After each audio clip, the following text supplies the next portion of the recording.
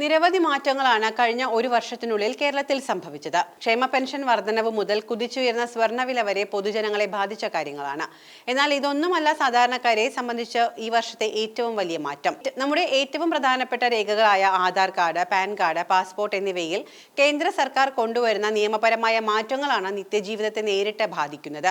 ഈ മാറ്റങ്ങൾ ശ്രദ്ധിച്ചില്ല എങ്കിൽ 2026 പിറക്കുമ്പോൾ നമ്മുടെ പല സാമ്പത്തിക ഇടപാടുകളും സ്തംഭിച്ചേക്കാം. 2025 വരുത്തുന്ന പ്രധാന മാറ്റങ്ങൾ എന്തൊക്കെയാണ് എന്ന് നോക്കാം.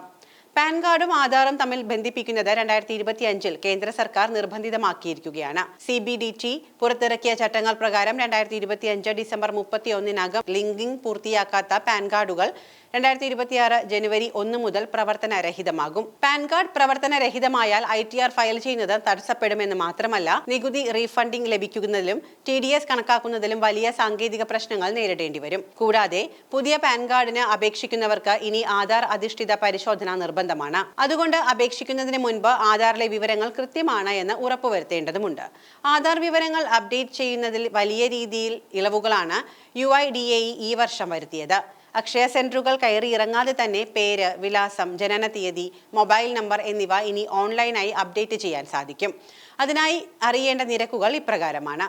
പേര്, വിലാസം, മൊബൈൽ നമ്പർ അപ്ഡേഷനാണ് ഉദ്ദേശിക്കുന്നത് എങ്കിൽ 75 രൂപയാണ് ചാർജ്. ബയോമെട്രിക് അപ്ഡേഷന് 125 രൂപ.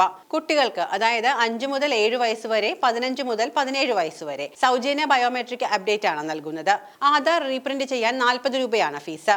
ഓൺലൈൻ ഡോക്യുമെന്റ് അപ്ഡേറ്റുകൾ 2026 ജൂൺ 14 വരെ സൗജന്യമായി ചെയ്യാവുന്നതാണ്. അതിനുശേഷം ചാർജ് ഈടാക്കും. അതേസമയം പാസ്പോർട്ട് ഭേദഗതി ചട്ടങ്ങൾ 2025 പ്രകാരം ചില സുപ്രധാന മാറ്റങ്ങൾ പ്രാബല്യത്തിൽ വന്നു. 2023 ഒക്ടോബർ 1 ശേഷം ജനിച്ചവർക്ക് പാസ്പോർട്ടിന് അപേക്ഷിക്കാൻ ജനന തീയതി തെളിയിക്കുന്ന ഏകരേഖ ബർത്ത് സർട്ടിഫിക്കറ്റ് മാത്രമായിരിക്കും. അതിനു മുൻപ് ജനിച്ചവർക്ക് പഴയതുപോലെ SSLC ബുക്കോ ഡ്രൈവിംഗ് ലൈസൻസോ ഉപയോഗിക്കാം. സുരക്ഷയുടെ ഭാഗമായി ഇനി മുതൽ പാസ്പോർട്ടിന്റെ അവസാന പേജിൽ റെസിഡൻഷ്യൽ അഡ്രസ് അച്ചടിക്കില്ല.